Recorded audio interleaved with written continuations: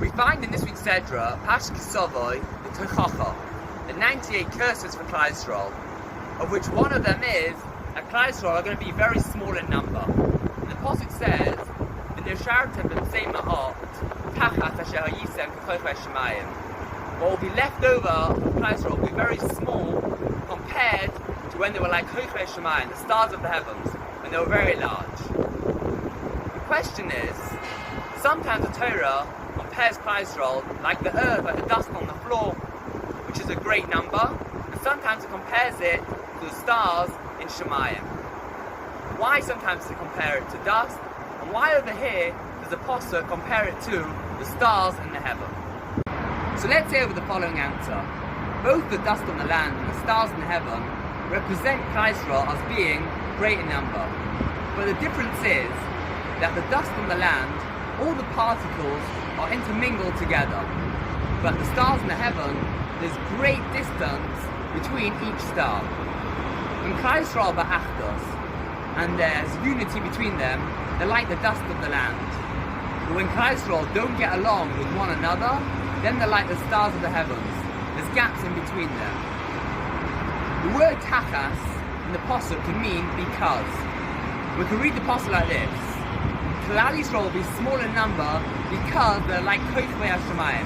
They're like the distance of the stars. Klal Yisrael don't get along with one another. There's no achdus, there's no unity. And when that happens, the punishment will be that Klal Yisrael will decrease in number. Let's take this one step further. The reason why dust represents when Klal Yisrael are together and the stars is the example when Klal Yisrael are apart, is if we think about what's a star is something very bright and big, and each one wants to shine, and each one wants to be the best. And Klal Yisrael are like that. When each person wants to be great, he wants to shine, he wants to be right, Klal Yisrael can't get along with each other.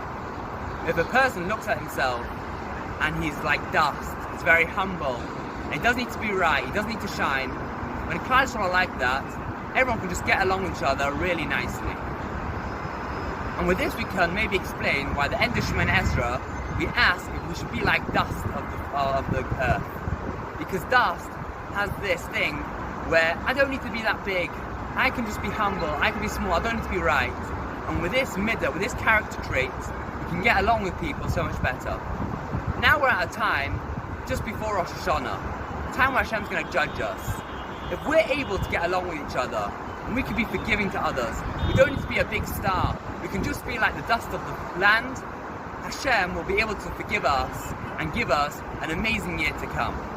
So what we can see from this week's Sedra is how important it is to get along with each other and not look at ourselves so big and have to be that person who always has to be right.